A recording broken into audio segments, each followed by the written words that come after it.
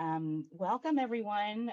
Good evening. So we are just going to get started. I think everyone should be in the room. Um, but again, feel free to go get into your pajamas, go get your stuffed animals, get blankets, get comfortable for the next hour. So welcome and thank you for joining us tonight. My name is Yukio Ida, and I am a parent of a 7th grader and one of the founding members of West Hartford Parent Community Equity, Diversity, and Inclusion Groups. We are a parent-led group that brings together and amplifies parent voices to advocate for West Hartford children and affect systemic change for racial and educational equity. And we do so by building relationships at the individual school level and creating collaborative spaces and learning opportunities like this for families, educators, and community members so that we can take action on equity initiatives. And we also come together across the buildings to impact systemic change at the district level, and our current initiatives are around the educational equity policy that the Board of Education has put forth. For more information, please follow us on Facebook at West Hartford Parent EDI. And before we get started, I'd like to just thank our partners in the district and in the town, Dr. Rosina Haskins, Ashley Callan, and the rest of the team at Office of Equity Advancement for West Hartford Public Schools, the children's librarians at West Hartford Public Library, not only for sponsoring this event, but curating a lovely reading list to celebrate AAPI Heritage Month. And last but not least, West Hartford Community Interactive for hosting us tonight on Zoom, on local TV, as well as YouTube. And this session will actually be recorded tonight, so everyone will be able to watch it later as well. And thanks also to the EDI groups and PTOs at Aiken, Braeburn, Duffy, and Sedgwick in West Hartford Public Schools. And tonight is a night where we hear Min read, but if you have any questions, please feel free to use the Q&A section. You should see that on your menu bar. That is where, if you have questions, please put the questions in the Q&A.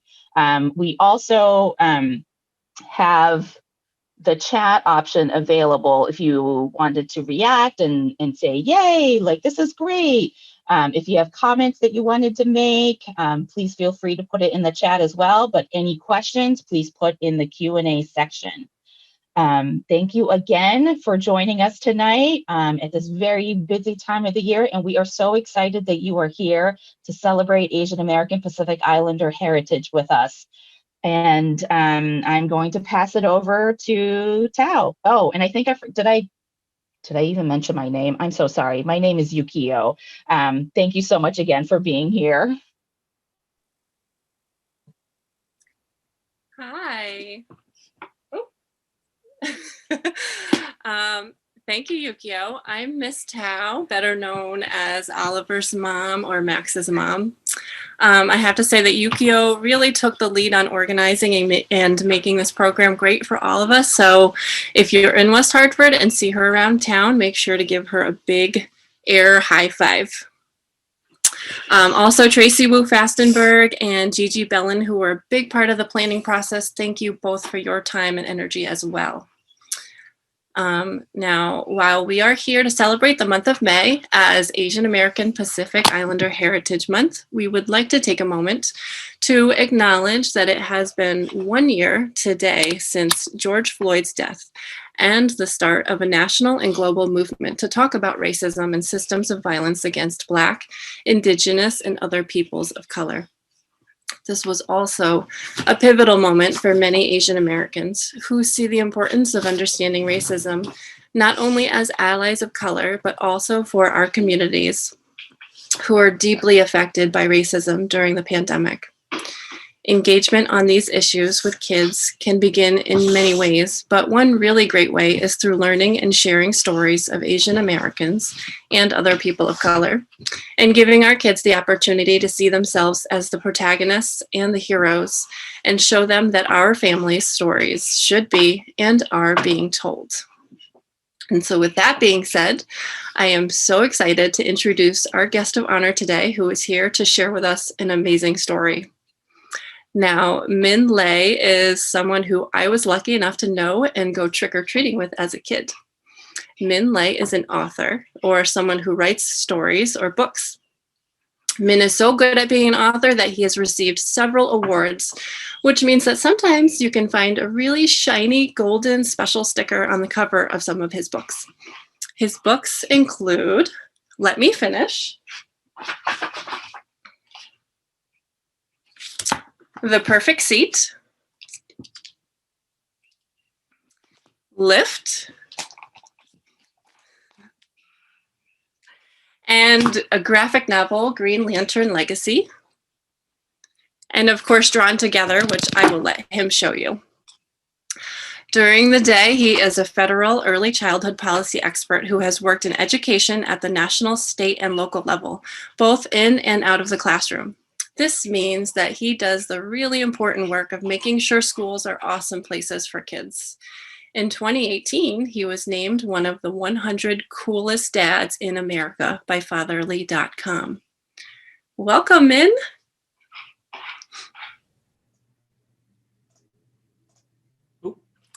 Hello. Thank you for that lovely introduction.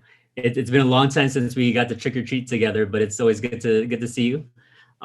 So yeah, thank you so much for inviting me to spend the time with you, and thank you for joining us tonight. I know there's a lot of going on people's plates right now, but as part of Asian American Pacific Islander Heritage Month, it's such a privilege for me to get to connect with people like you and to just talk about books and stories and to celebrate ourselves, I guess is the best way to put it. Like Tao said, when we were growing up, I didn't always see myself at the center of a story, or rarely did I see myself reflected on the bookshelf.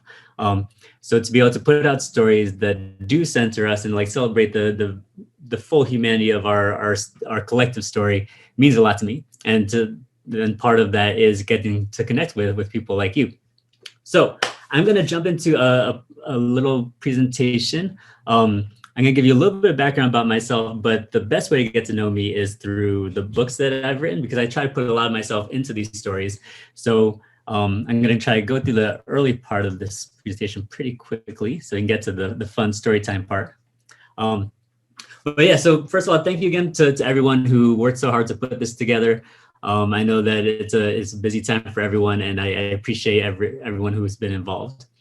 As Tao mentioned, I am an author. And I've written several books for children. And I was actually born and raised not too far from you all in Middletown, Connecticut. So this is me where I was born and went to school. And one of the things about getting to go to schools and talking to kids is that I always get asked, when did you know you wanted to be an author?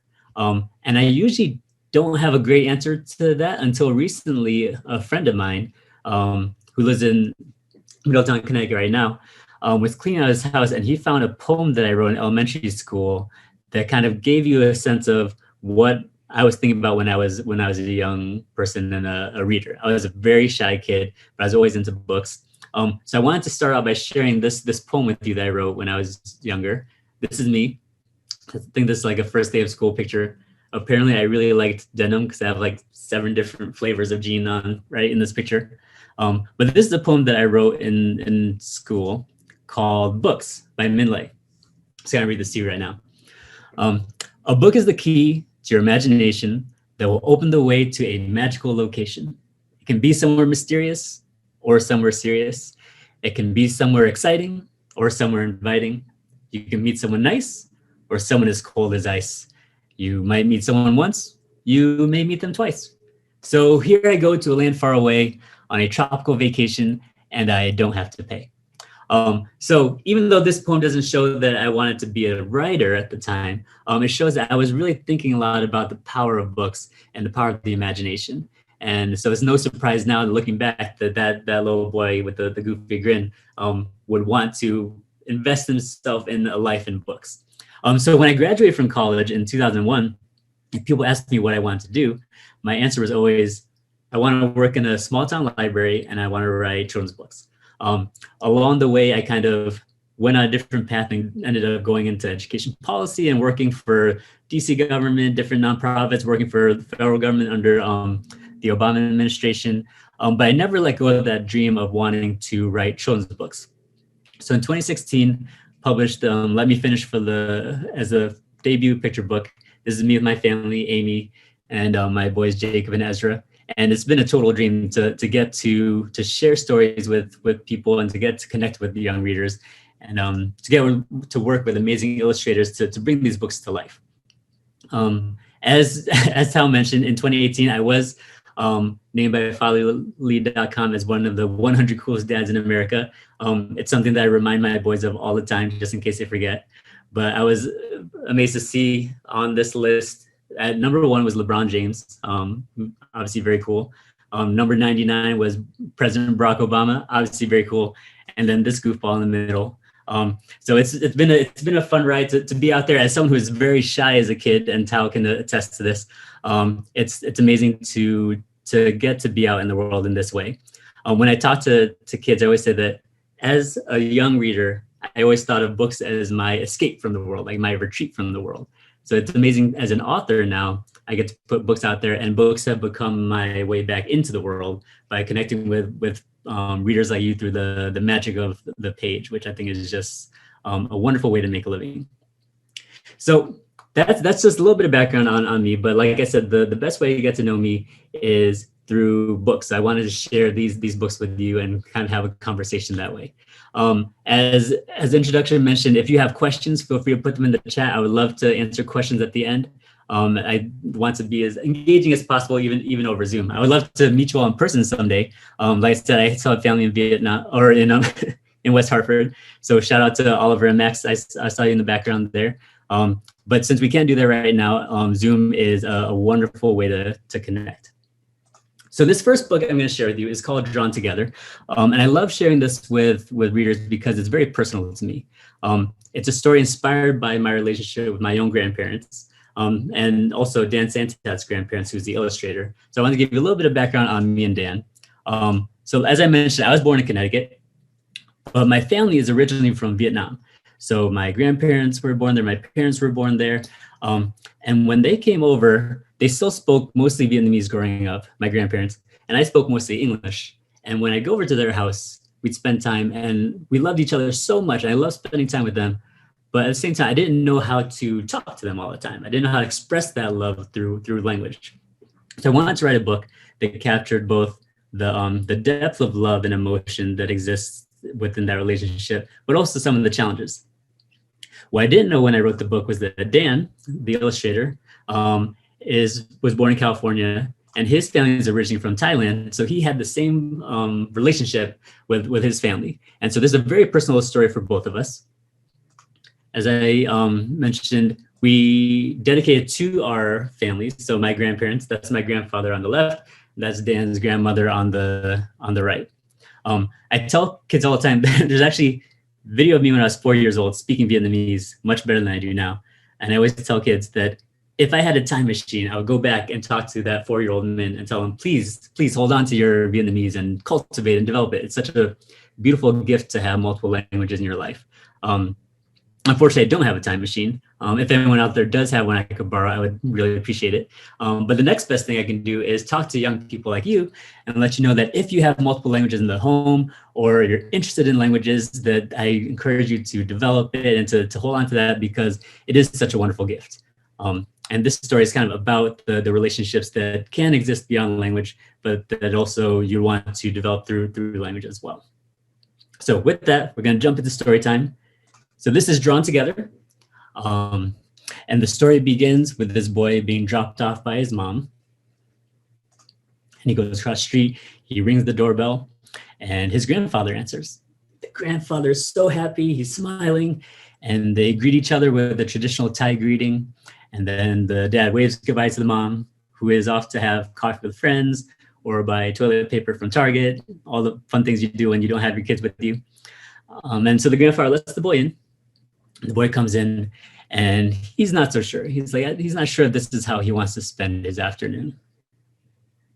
But he goes inside and they sit down to eat. You can see that the grandfather has made himself a beautiful bowl of noodle soup. And the grandson but because he loves his grandson, He wants them to be happy. He makes them a hot dog and some French fries. And because he's a responsible grandfather, he has a little side salad to make sure he gets his vegetables. A quick note I wanted to add to the parents who are listening. A book like this doesn't have a lot of words, and there's no wrong way to read a book. I like to read these books and kind of narrate over the pictures and kind of narrate the story. I think it's a nice way to engage the kids and kind of pull them into the story. Like I said, there's no wrong way to read a book, but this is just how I found is the best way for me to share this story with people. So they sit down to eat, and the boy asks, "So what's new, Grandpa?" And the grandfather responds with a question in Thai, but because they're unable to communicate, they don't know how to go any further. That's as far as they can go. So they continue eating in silence. So after they eat, they sit down, they watch a movie, and it looks pretty exciting. The grandfather's watching his grandson to see how he's doing. And he asks him a question, and the boy asks, "Can we watch something else?" But again, that's as far as they can get because of the language barrier, so they continue watching the movie in silence. Eventually, the boy gets tired of the movie. He's like, "You know what? I can't follow this. I'm going to do something else." So he goes and gets his bag, and he pulls out some paper, and some colored pencils, and some pens, and he starts to draw. And the grandfather comes over and peeks over his shoulder and sees his grandson drawing a picture of himself as a wizard. The grandfather gets super excited by this. So he goes off to the other room, and he comes back with a sketch pad and some ink and some paintbrushes. And now we hear the boy thinking, he's thinking, "Right when I gave up on talking, my grandfather surprised me by revealing a world beyond words. And in a flash, we see each other for the first time." And there you see on one side, the boy is his wizard character. And on the other side, you see the grandfather has painted a picture of himself as one of the heroes from his childhood. So now all the things we could never say come pouring out. And we build a new world that even words can't describe. You'll see down in the corner, the grandfather and the grandson are standing there surveying this beautiful world that they've created together. But just when we're closer than ever, so something's starting to happen, something's starting to shake. That old distance. So the ground splits apart. You see the grandfather way on one side, and you'll notice the boy's magic wand is by his feet. And way on the other side is the grandson with the magic staff or paintbrush by his feet. So that old distance comes roaring back, and this dragon comes screaming out of the ground. So the grandfather grabs the boy's magic wand and he points it at the dragon. And the boy grabs the grandfather's staff, faces off against the dragon and says, "This time, I'm not afraid. Because I know that together, we can make our way across." And as you can see, instead of letting that dragon keep them apart, they face off against it and they transform it into a bridge, which they're now using to bring themselves back together. So now, after years of searching for the right words, we find ourselves happily speechless. And now we're back in the grandfather's home. The grandfather and the grandson are hugging, and they're so happy. And if you look on the wall behind them, you'll see that that entire adventure that we were just a part of was actually just taking place in the artwork that they were making together. So now it's time to go home. The mom is so excited. She's so happy that her father and her son have finally made that connection. And the boy gets in the car, and as they wave goodbye, you'll see that the boy is holding one of the grandfather's paintbrushes, and the grandfather's holding one of the boy's magic markers. So they've made this connection, and they're going to build on that from this point forward. And that is the end of Drawn Together. So I hope you enjoyed the book. Something for me as an author is that the goal is to write a book that hopefully you'll want to revisit and read multiple times. And part of doing that is putting in little clues and little details that you can discover the more times you read. So I thought, since I had you tonight and you were joining me, I would share some of these little secrets that we put into the book. So my first question for you all is, have you seen this dragon before? So the ground splits apart. This dragon comes screaming out of the ground. But a little secret is that that dragon actually appears much earlier in the book. So I'll give you half a second to think about it. Think back to the boy coming into the home, having a meal, watching a movie and all that. And if you think back to that scene here, after they eat, and they're watching TV, you'll notice on that TV screen is that very same dragon. So that dragon comes back at the end and it says that old distance comes roaring back. The reason we put this dragon here on the TV screen is this is the point where the grandfather and the grandson feel the most distant, right? They're sitting right next to each other on the couch, but they feel worlds apart at the same time. And this is the point where the boy walks away. So when the dragon comes back at the end, they don't walk away, they figure out a way to come back together. So we wanted to show how much the two characters have changed, even just within the course of this one story. Drawn Together is very much about language, and I'm Vietnamese American, but Dan Santa is Thai American. So he wanted to bring a lot of cultural details to the book, to the story itself. And one thing that he did, which I thought was brilliant, is he took the Thai alphabet and he superimposed the letters of the title Drawn Together to kind of have that represent different elements of the Thai language, so that the title script itself is a combination of the two cultures. Another fun fact is that the grandfather who's speaking Thai here, this is actually Dan's mom's handwriting. So Dan also doesn't speak or write Thai. So he does what a lot of us do when we have a problem. We call our mom. And he said, can you write a couple sentences for me and I'll scan it and put it into the book. So all the grandfather's text is Dan's mom's handwriting, but I wanted to share with you what the grandfather is saying. So here the boy is saying, so what's new, Grandpa? And the grandfather is actually saying, how are you doing? So they are so close. They're trying to have a conversation, but they're unable to get any further. Here on this page, this dude in the corner on the TV screen is just shouting dragon in Thai. And up here where the grandson is asking, can we watch something else? The grandfather is actually asking him, would you like to watch something else? So again, they are so close, but yet so far apart at the same time. Luckily for you, if you don't speak or read Thai yet, we put the translations here on the cover, on the front page, and it shows what all the translations are. For the parents out there, we did this intentionally. We left the translation out of the page itself because we figured this is a book about characters who are having trouble communicating. For those readers who don't speak Thai, reading the page and not knowing what the grandfather says kind of puts you in that same position of discomfort, like not sure who's saying what or what the meaning is. And we thought that was an interesting way to draw the reader into the experience and put them in almost in that emotional state of the two characters.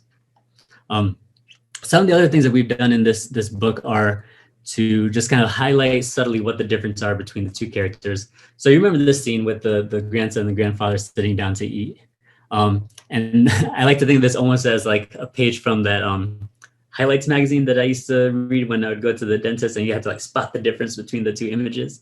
So thinking about this image and what the differences are, there's so much embedded just in this static piece that shows something about the characters. So there's obviously the grandfather's having soup, whereas the boy is having hot dog and fries.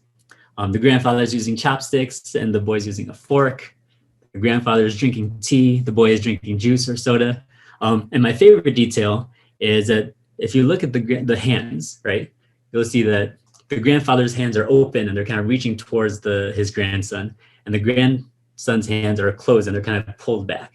And just that little detail to me speaks volumes about the characters themselves. And for a book that is a picture book where it's mostly told through the illustrations, those little details I think add up to make for a rich reading experience. The last thing I wanted to share with you about this book for now is a secret. So this book actually has a secret. And if you have a copy of the book at home and you take off the jacket of the book, you'll see that underneath is not the same image, but it is a sketchbook. And this may look familiar to you because earlier in the story, you'll see the grandfather ran off to the other room and came back with his own sketchbook. So this is a little surprise we put under there. I love it as a detail because it's almost as if this is the book that the grandfather and the grandson were using, and that they were creating this story together to share with the world and with you. So that is Drawn Together. Before I move on, I did want to show, I know that hopefully a lot of you readers are like me and are kind of interested in like what goes into making a picture book. to being a writer. So I thought I'd give you a little, hope the words are cut off a little bit, but a little behind the scenes look at like what it's like to write a picture book, in case you're interested. So obviously you have to start with an author. This is me back in the day. And then I write the manuscript. So I write the words of the story. And what's interesting is like, this is what a manuscript looks like before the artist gets to it, before the illustrator gets to it. And I always, whenever I go to talk to kids, I ask them, okay, so a picture book costs about $18 to $20 probably. How many of you would pay $18 to $20 for these two pieces of paper? Thankfully, there's always at least one or two kids that raise their hand and say, me, I'll pay. But for the most part, you would want the story needs to be taken by the illustrator and brought to life. And that's, to me, the magic of making a picture book. So I send this off to my editor, who shares it with the illustrator. He takes a look at my words in the story, and then he brings it to life. And an example of this is, so you see this page where the grandson's on one side and the grandfather's on the other. The text on this page actually just looks very simple. It says, we see each other for the first time. And then the little note that says, shift to the world of the drawings as the boy and grandfather as their respective characters stand facing each other in an empty space / blank page. So Dan takes those words and that note, and he has a blank page himself, and he starts to sketch it out, try to figure out where he wants to put the characters. And then he goes and does the final artwork. And in this case, he actually used markers and colored pencils for the grandson, and he used a physical paintbrush and ink to draw all the grandfather's details. And what I love about this is that Dan went that extra mile, and he did some research because he wanted the grandfather's character to be authentic. He wanted his story to be true. So he went and found these Thai warriors these statues that you would see outside of Buddhist temples. And so he modeled the grandfather's character after those. And you can see it's a very intricate design, but that was all on Dan, and he's put so much of himself into the story. And I think it really does a lot to make the story breathe and have that air of authenticity, which I think is great for those of you who are interested in writing. Something that we authors say a lot is that by writing specifically about your own culture, about your own experience, that's one way to get to the universal truth, right? It's like, this is a very specific story about my experience and Dan's experience, but then there's something very true about it that like readers from all different backgrounds have been able to connect with. And it's something that I love so much, getting to share the story with people and having them come up to me afterwards and share about like their own experience with their grandparents, or saying that it's inspiring them to call people in their family. And the fact that this book has helped people make that connection just means the world to me. So that's drawn together. As Tao mentioned, I have also done some graphic novels. So I'm primarily a picture book writer. That's where I started out. That's where my first love is as a writer. But I got a call a couple of years ago from DC Comics, and it was a total surprise. I got on the phone with them, and they said, we're about to start a line of graphic novels for young readers, and we'd like to invite you to write a story. And my first thought was, I think you have the wrong Min, because I write picture books. But luckily they're like, no, we have been following your writing. We're interested in what you do. We'd love to just invite you to pitch us an idea. Take a look at all our characters, Superman, Wonder Woman, Batman, Flash, on down, and just see what you can come up with. So after I picked my job off the ground, I was like, yes, that's totally the dream, to get to write for DC Comics. So I looked at all of their characters, and there's so many characters. It's such a rich universe. But I wasn't finding the right angle to writing a story until I stumbled upon Green Lantern. And Green Lantern is a character that I knew of growing up. He's part of the Justice League and all that, but I wasn't super familiar with the ins and outs of the character. But I was reading more and learning about the character. There's so many Green Lanterns, and it's all about an individual who has a strong will, really strong willpower, and has a green ring that's drawn to that willpower, and then uses that ring to do all the superhero things that you do as a superhero. And as I was reading it this time, I had this like flash in my mind. I was like, there's something very familiar about this character. So had a picture of my grandmother, my paternal grandmother, who is one of the strongest people I know and always wore a jade ring. And so it gave me the idea, which became Green Lantern Legacy, because luckily DC Comics said, yes, we love this idea, run with it. And it is about a 13-year-old boy named Ty, who's Vietnamese American. He lives with his parents and his grandmother. And unfortunately, one day his grandmother passes away and he ends up with her jade ring, or what he thought was her jade ring, because it turns out that it was actually a Green Lantern power ring, and his grandmother had been a superhero his whole life and he didn't realize it. So the story follows him as he learns how to become a superhero himself. He gets to meet other Green Lanterns. Then also he learns about his grandmother's own secret superhero past.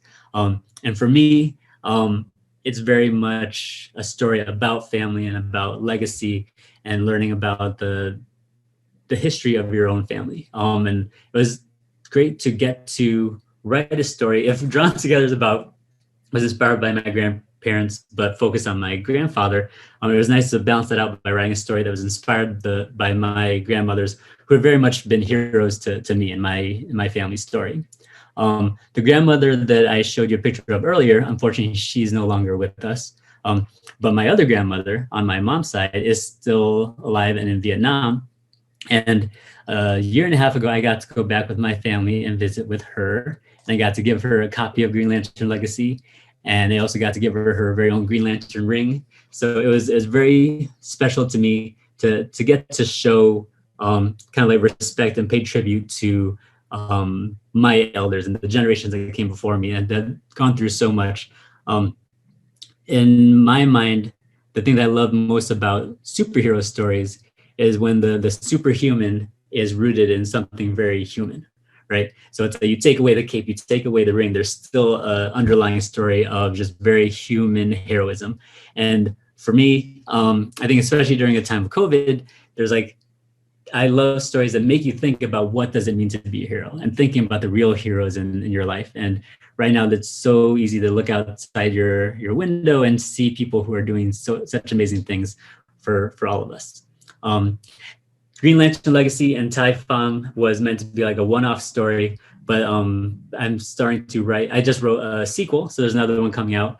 And then there was an anthology called Festival of Heroes, which came out just this month, where it had all the Asian American superheroes in the DC universe compiled into one book. Then also this year marked the 80th anniversary of Green Lantern as a character. And so they included an excerpt from Ty's story in there. So it's now part of the Green Lantern universe, which means so much to me. It's super fun. I'm going to take a quick break here while I have a sip of water and share some Asian American Pacific Islander book recommendations, because I love sharing other books that by other authors. So 3 books here that I think you should check out if you have time.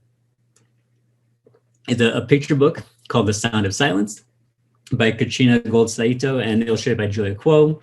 A graphic novel called Pashmina by Nidhi Chinani. And All 13, which is a nonfiction book about the Thai boys soccer team and the cave rescue from a few years ago. And a good friend of mine wrote that one. And she traveled to Thailand and did a lot of research, and it's an amazing book. So those are 3 quick book recommendations as a little commercial break. Yay, books. And then next, I was going to read another story with you, because I love story times. And this one is called Lift. This is also by me and by Dan. After Drawn Together came out, the publisher was really excited by how that turned out. And they're like, can we do another book together? And so I was thinking about what story to write. And at the time, my 2 boys were young. And whenever we were out and about, whenever we'd see an elevator, they would rush to push it. And their doors, sometimes they'd end up fighting over who gets to push which button. If Jacob pushed the outside button, then Ezra got to push the button on the inside of the elevator. And I don't know about you, but I'm guessing there are a few kids out there who also love to push elevator buttons. I also remember carrying Ezra, my youngest, when he was a baby, into an elevator and watching his eyes. And as we step into the elevator, he's looking around the doors close, there's this magical sounding ding, and then the doors open and we step out onto an entirely different world. It was probably another floor of a shopping mall, but to a baby, I was like, this is totally magic. So my next thought was obviously, or naturally, what if you had an elevator button that actually did take you to somewhere completely different? So that's the story behind Lyft. And then I'll get right to it. So this is Lyft. The story begins with a family. They're standing outside an elevator. And it's Monday. And the little girl says, "Hi, my name is Iris. When I'm feeling a bit down, there's one thing that always cheers me up: pushing elevator buttons. Luckily, that's my job. Up or down our floor or the lobby, I always get to push the button. We got Tuesday, Wednesday, and Thursday comes until one day, ding, her brother pushes the button instead. And Iris thinks, betrayal. She is so upset. Her parents walk out. They're so excited that the little brother got to push the button, but Iris follows and she is not happy at all. So Friday comes, they're back at the elevator. Ding, Iris rushes inside. She goes to push the button, but then ding, betrayed again. Enough is enough. I know it's wrong, but I can't help myself. I push all the buttons. And she pushes all the buttons down the elevator. And her parents shout, "Iris!" And then they have to stop at every single floor. Ding, ding, ding. You can see the parents getting more and more frustrated with every floor. But then they get to the bottom, to the lobby. And the dad goes off to get the car. And there's a repair person who is fixing one of the other elevators. He throws something away. And then he goes over to play with the baby because babies are so cute. And Iris looks in the garbage and she gets super excited by what she sees. So she pulls out because the repairman had thrown out an elevator button. So she pulls it out, looks at it, and her mom calls, "Iris." So she runs off and she's still holding that elevator button in her hand. So when we get back home, so later that day, when we get back home, I just want to be alone, wishing I could be anywhere but here. She throws her bag into the closet, closes it, then she remembers that elevator button in her pocket. So she pulls it out, she tapes it up next to her closet just for fun, like a fun decoration. And then she pushes it, she turns around, and then something magical happens because ding, that elevator button lights up. She turns around, the door starts to open. And instead of her messy closet, the door opens onto a jungle and she gasps. She walks into what was her closet. She looks around and she sees this majestic tiger hanging out on a tree branch. But then she hears ding dong coming from back in her home. So she walks back into her room, ding dong. And she closes the door as that tiger starts to roar. She closes the door and then click. She walks onto the hallway and she sees her parents all dressed up for a night out. And there's a babysitter who's there. She realizes she has a leaf in her hair from that magical jungle, so she shakes it out so no one is suspicious. And then the parents leave. They say, "We'll be back soon, sweetie, love you." They wave goodbye. And she looks over and she sees her brother's stuffed tiger. And it makes her think about that tiger in her closet. She goes running off to go on another adventure. But then the babysitter calls and says, "Hang on, first dinner, and then I brought games." And she has this board game called Out of This World. So they sit down to eat, and the brother's making a huge mess. And they sit down to try playing that game, but the brother is making a huge mess. And then it's time to get ready for bed, and Iris is brushing her teeth, and her little brother is right there under her, trying to be as close as he can. The cat is there, the babysitter's there. Iris just has no space.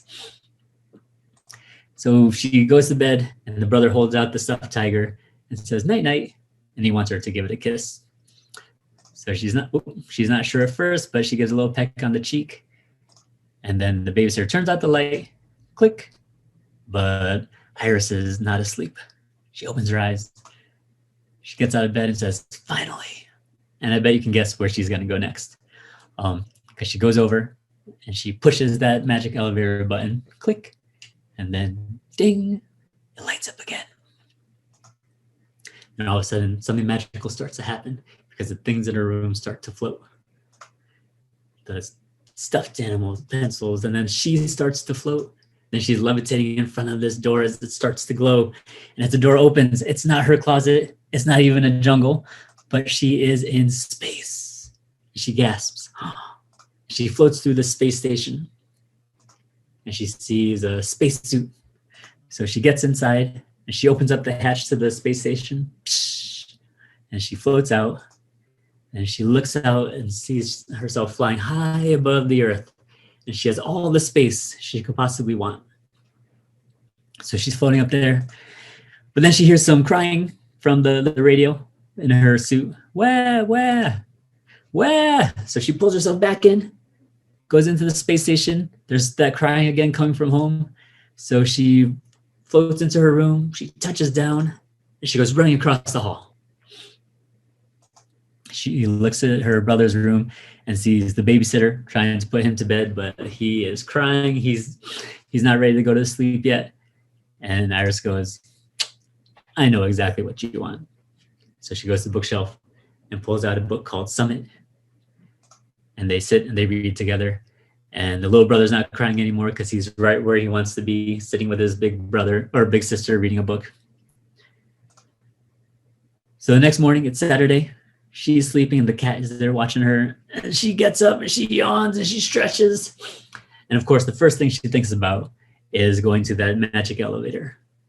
So she goes over. In the morning, I wake up excited for my next visit. She goes to push the button. But then something holds me back.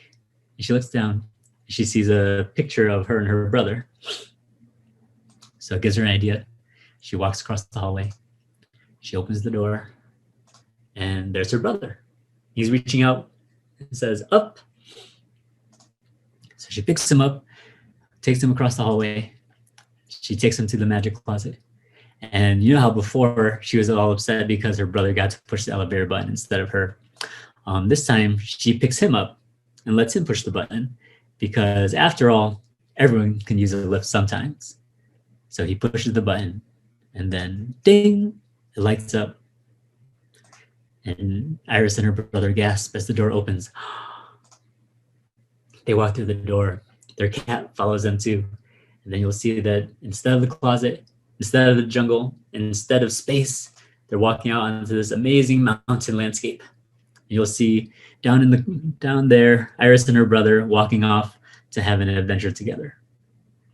So that is Lift. I hope you enjoyed it. A couple of things, again, I want to share some details with you that you might not have noticed the first time you read it. So every time she goes into the magic elevator, so she pushes the button, she goes to the jungle, she goes to space, she goes to the mountains. We put little clues in there throughout to kind of give you a hint of where or why she would go to those places. So when you think about why she might have gone to the jungle, why she might have gone to space, or why she went to the mountains. So the first place she goes is the jungle. And she sees this tiger hanging out on the tree branch. If you think back to her little brother throughout the story, he is actually holding a stuffed tiger almost everywhere he goes. And if you look on the tiger's belly, you'll see that it actually says Iris. So this used to be Iris's stuffed tiger. Maybe she gave it to her brother. Maybe her brother took it. Maybe her parents gave it to her brother. However it happened, it used to be hers. So we want to show that maybe she was missing her old friend and missing that tiger. And when she goes to this magical place, she's going to visit a tiger. The next place she goes is space. And there are a couple clues for why she would go here. First is remember the babysitter, she's holding a board game and it's called Out of This World. When Iris is going to bed, you'll see above her is this space mobile. So space is just something that she's already interested in. And then when they're brushing teeth, this is the scene where she has no space. Her brother's there, the cat is there, the babysitter's there. So she's just feeling the need for more space. And so she literally goes to space where she has as much as she wants. And the last one is they go to this amazing mountain adventure. And if you'll remember from the night before, when her brother is crying, she goes and gets their favorite book, which is called Summit. And they're reading together. And so it's very natural that when she takes her brother on an adventure, they would go somewhere together to their favorite place.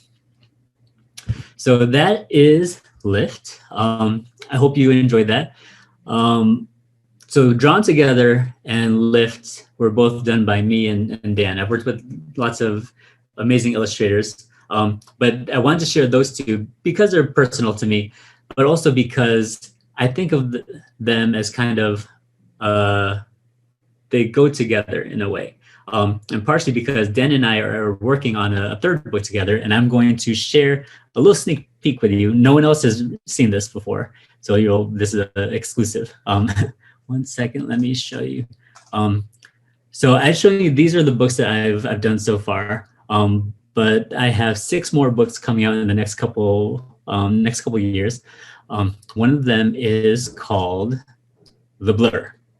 So if Drawn Together is about kids and their grandparents, and Lift is about siblings, so brothers and sisters, The Blur is kind of a story about kids and their parents. So I think of it as kind of like a loose family trilogy, or a loose trilogy about family.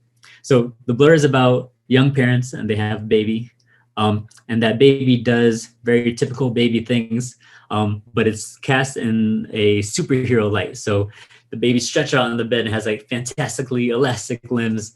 The baby screams and has a supersonic scream. The baby is so cute, it pulls people in like a magnet. And then, but then once the baby starts to stand for the first time and walk, suddenly the baby becomes the superhero character called The Blur, and is running all over the place, and the parents all they can do is try to keep up. So the story is kind of about the blur in a couple ways. The blur, the blur that is the days of early parenthood. The baby as this little superhero called The Blur that's zipping all over the place. Also just like the passage of time, how quickly time flies when you're so busy, just life.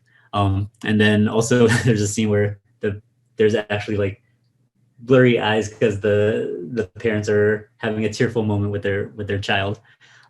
So it's another, like I said, it's a third in a trilogy about family, and that one's coming out next summer. So it's such a joy and a privilege to work with the artist like Dan that I'm glad that I get to keep making books with him. So I wanted to end on one final project that I'm working on, and it is called A Lotus for You.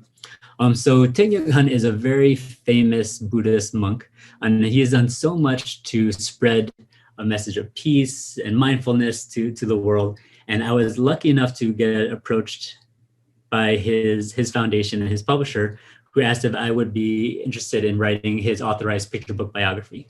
And it means so much to me because he's been such a personal presence in my family's life. Here's me in a green shirt at a meditation retreat with my family and getting to spend some time with him. And he is such a powerful figure as a Vietnamese American and as a Buddhist. He was nominated by Martin Luther King Jr. For the Nobel Peace Prize. And after I found out I was going to get to work on this project, I was in Vietnam to visit my grandmother, and we got to go to the temple in Hue where he is staying and got to meet with his advisors and talk to them about his life. And then my boys and I and my family actually got to meet him, and he held my boys' hands, and it was just such a powerful moment. He's such a powerful force for peace in the world. So it means a lot that I get to share his story and share his message with a new generation of readers. On the back wall there, I have a piece of calligraphy, a print of some calligraphy that he did with the quote that says, "Go as a river." I thought I'd end with this because I think it means it's appropriate for everyone who's pulled tonight together, because the quote is, "If you're a drop of water, then you will evaporate halfway. But if you go as a river, you will surely reach the ocean. So that idea about like community and working together and coming together to move as a community and reaching our goals together, I think is appropriate to end a presentation and a discussion about Asian American Pacific Islander Heritage Month. And me getting to spend time with you all tonight is part of me going as a river with you as we move into the future together. So thank you to all the parents and all the groups who pulled this together. I couldn't see if there were questions along the way because of the screen sharing. I'm going to stop sharing now and hopefully just have a little chat with you all. So I'm going to stop sharing. There is, hey Tal, good to see you again. As Tal knows, that is more talking than I would ever do in one sitting. But it's so nice to get to spend this time. Really incredible, man. Thank you so much for sharing all of that. Yeah, it was just incredible. It was so nice to hear you read the story, of course, from your point of view. And like you said, there's no wrong way to read the book, but having it come from, you know, the author himself, of course, is very, very special. And all the details that you shared, all the little secrets and Easter eggs, we really appreciate that. But yeah, there are some Q&As, some questions in the chat that we would like to try to get to in the last couple of minutes here. Jackson would like to know, how many books have you written and how many pages altogether in the books that you have written? That's a really interesting, detail-oriented question. That's a future author in the making, I can tell. So I have written 5 books so far, 5 books that have been published. Most picture books are either 32 or 40 pages about. But the graphic novel that I wrote, Green Lantern Legacy, is the longest thing I've written. That's 120 plus pages. So if you add them up, it's a little over 200 or so pages. But what I love to tell kids when I go to schools is that a lot of times I'll go into a classroom and I'll see all this like writing on the walls and all these projects that the kids have done. And I'm like, you realize that there are more words in this short story that you wrote than are in most of the picture books that I've written. So I need to actually ask you all for some writing tips on how to how to write some more. So for me, it's getting to write picture books feels like I found this like secret cheat code to making books, because I'm not someone who tonight on the aside, I'm not one who likes to use a lot of words. So to get to write a story and work with illustrators to bring it to life is really special to me. So thank you for that question. Thank you. Let's see. Heather would like to know if Drawn Together is a true story, and Lauren would like to know if there will be a part 2 to Drawn Together. That's a great question. It is a true story in a way, in that it's inspired by my relationship with my grandparents and those early scenes where, and Tal, you'll know this, where the boy and the grandfather are sitting there. They're so physically so close, but they don't know how to talk to each other, and so they're like so close yet so far away. Those are taken straight out of my childhood. I remember sitting with Onoi, my grandfather, and just like there was so much love there, right? But I didn't know how to have a conversation. And like my wife now, like she'll call her grandparents and just like have a conversation, like, what did you have for lunch? Did you see this movie? And just casual conversation that I was never able to have. So yeah, those are very much true. I never had that same kind of epiphany or breakthrough moment to that extent, but we did learn to kind of like find some common ground over time. My grandfather was also very artistic, and that's something I didn't realize until later on in life. We went over to his house and saw like some calligraphy on the wall, and I asked my parents, I was like, who did that? They're like, oh, that was your grandfather. He wanted to be an artist when he was young. And so when I found that out, it's like you kind of see the people in your life. There's that page turn in the book where they say they see each other for the first time. And I feel like we all have those moments with the people in our lives, whether it's our grandparents or our own parents, where you kind of see them in a different way. You see them in a deeper way than you normally would have. And so yeah, in a lot of ways, it's very much a true story. As for a sequel, we don't have plans for a actual sequel at the moment, though I do, like I said, I do think of The Blur, which is coming, as a loose third in that trilogy. So like I said, Drawn Together is a family story about grandparents and kids. Lift is about siblings, and The Blur is about kids and parents. So it's like it all kind of fits together in a way, even though it's not a exact sequel. Though maybe someday we'll write a sequel. Who knows? Where they actually learn each other's language. Yeah, thank you. I share similar experience with my grandparents growing up with the language barrier. So it's definitely special to me to see that story in a book and relate to it so well. It's rare. Let's see. Amber's asking, what was the first book you wrote? I think I know that answer. Mm-hmm. It was Let Me Finish, right? Yeah, so Let Me Finish was the first book that I wrote. And for me, I was like, I wanted to write, well, actually, I'm famous for among my friends of just having like journals for like half-baked ideas.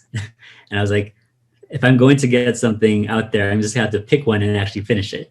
So Let Me Finish, I guess there's a pun in there somewhere, was the idea that felt the closest to being done. So I was like, I'm gonna take the story and just like see how far I can get it. See if I can actually get it as a finished manuscript and get it out the door. And for me, it was such a fun book to read with kids when I go to classrooms and libraries. There was a fun way to enter into the world as an author, to write a book about the joys of reading and just the fun of reading books together. So that was the first one. Gemma, hopefully I'm pronouncing that name correctly, who is 8 years old, would like to know if you have any advice for a second grader who loves to write poetry and books. Oh, that's first of all, it's good to meet you. I'm excited to read your books someday and your poems. I think the best advice I can give you, and this comes up all the time, is that no matter where you are in your career as a writer, nothing ever comes out perfectly the first time. Even a book like Drawn Together, where there aren't many words, it's like the first manuscript requires some more work. And so it requires a lot of patience with yourself to not get frustrated because it doesn't come out exactly the way you want it right away. So having the patience to allow yourself space to work on something and get it and ask for help and just get it whether that's with family or teachers, to get it just right is something that I think is important as a writer. Another thing is that, I don't know if you know this, but to publish a book takes at least 2 years from the time you have an idea for a story to the time it hits the shelf. So it takes a lot of patience with yourself in that I'll have a story that I think is fresh, and then I sit on it for so long that after a while it doesn't feel fresh anymore because it's been sitting in my head, but realizing that it's going to be new to somebody else reading it. So for you, writing a poem or writing something like a short story, if you're sitting with it a long time, it might start to feel old, but remembering that it's going to be new to the reader. And that's something that I think is hard to remember sometimes, but is important. So I'm excited for you as a writer, and maybe if we get to meet in person, I'll get to read some of your poems someday. Yes, how exciting. Thank you. Let's see, we have just a comment, lots of cheers from Sarah, Kimberly, and the Gubjans. Sorry for the pronunciation of poems. Allison would like to know if the cat in Lift was Dan Sentat's edition or yours. Do you have a cat? So we had a cat. We have a dog now. Our cat passed away a while ago. The cat was Dan's edition. So that's a great question. In a manuscript, I don't necessarily put all the details in there. So Dan has, I think, probably like 30 animals. He has like cats and dogs and birds, and so he always puts in animals into the story. So the cat was Dan's idea, and I love just having the cat kind of like wandering around in the background of the story. It's something that when we talked about reading as a parent with your kids, there's so much that's not in the words that you can explore it's just like looking at the pictures more deeply. So I like a book that has those details in the background that that you can kind of discover as you go along. So yeah, the cat was Dan's idea, but I fully embrace it. Awesome. Emily would like to know if you're going to write more books in the future. You kind of went over that already. Jasper wants to know which of the books you've written is your favorite. That's a great question. I love all of them. It's like you can't pick a favorite child. They're all different and special in their own unique way. As far as sharing books, I think Drawn Together is maybe my favorite to share because it's about that ability and the importance of connecting with people. And when I share with people, like I said, a lot of times people come afterwards and say, oh, this is inspiring me to call my grandparents or to reach out to this person. And as someone who sometimes struggle with to connect with people that mean something in my life, it means so much to me that this book could be a way of having other people connect with the people in their lives. So that's very special to me. And I love that with the picture of my grandfather in there, that anyone who picks up that book will be able to see his smiling face, and it's like a way of honoring him. So I love them all. They're all my favorites. That one there's a particular special aspect of sharing that one that means a lot to me. And yeah, they're all very special to me too. Of course, I'm biased, big family, but they certainly bring a tear to my eye. Let's see. Oh, we said that one. Aditi wants to know when you started writing books. So that's a great question. I was 36 when I first sent out Let Me Finish to get published, or when it got published. But I had been writing a lot before then. I just never had the courage to send anything out. So there's a lot of times people say like, oh, I'm an aspiring writer. The thing I always remind people is like, if you write, you're a writer, right? You might be aspiring to publish a book, but that doesn't mean you're not already a writer. So I was a writer for a while, but I didn't take that next step of getting published or trying to get published. And publishing isn't always the end goal. I think writing for writing's sake is a wonderful thing. So I had written stories before, but not until I was 35 or 36 did I finally finish something and send it out into the world. So it's never too late. Right. Never too late, never too early. Never too late, never too early. We have someone who is being a good detail-oriented noticer, and they're asking, is that a lift elevator button behind you on your wall?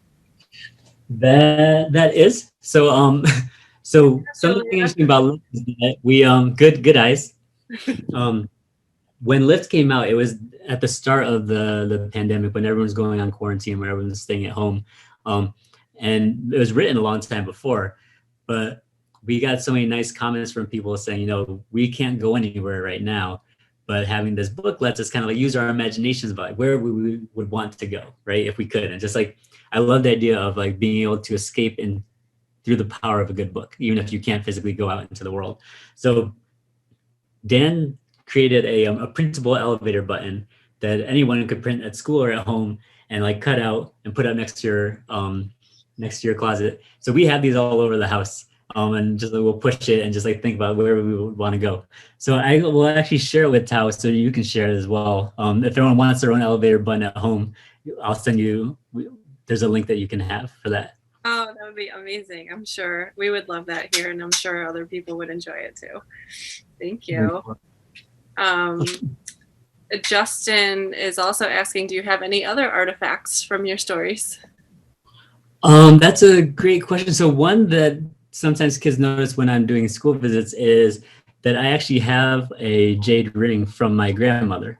When I was working on the story, I was writing it up late at night and I realized my grandmother from Vietnam had visited 20 years ago and she had given me a jade ring, but I didn't wear it because I wasn't really into rings. So I had it on my keychain all these years.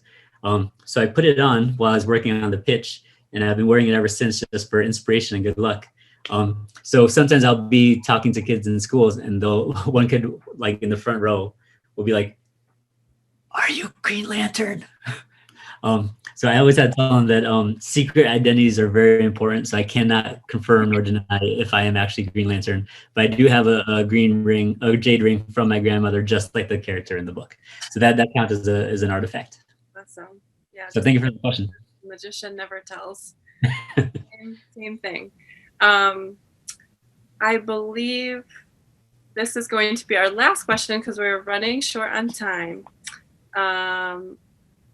How long is Green Lantern? Oh, I think you did mention that.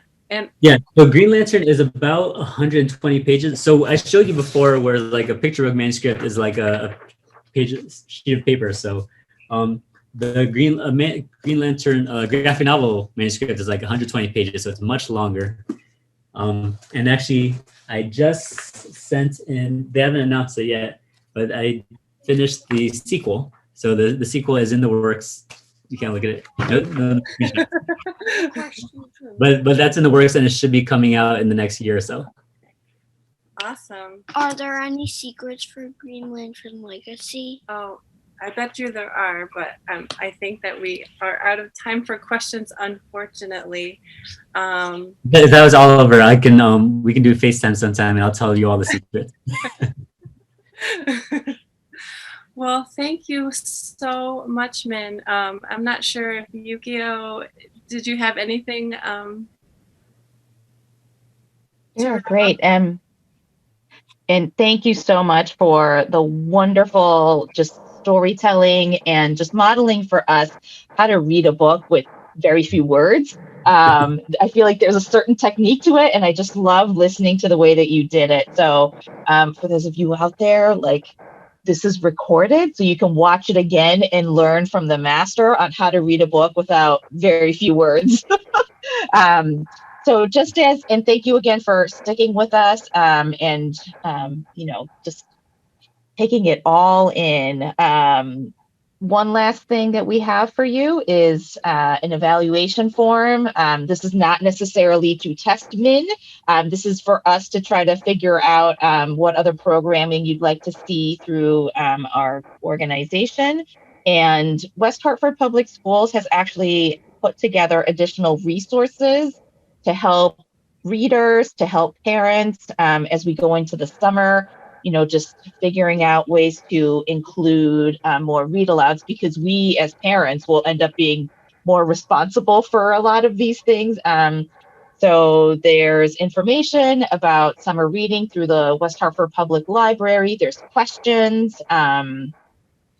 There is actually for West Hartford Public School families, there is a way to request a copy of Drawn Together. And thank you, to all our funders to be able to offer this great opportunity. So there is a section for West Hartford Public Schools families to be able to request a copy of this awesome book, Drawn Together. So the evaluation link and the resource link is there in the chat.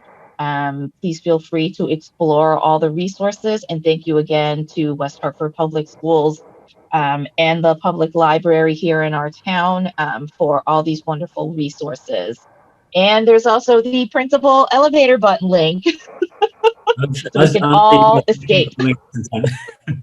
Well, yeah, no, thank you so much for having me. It's been a pleasure to spend this time with you. Thank you, everyone, for spending your evening with us and celebrating books and stories. Really appreciate it.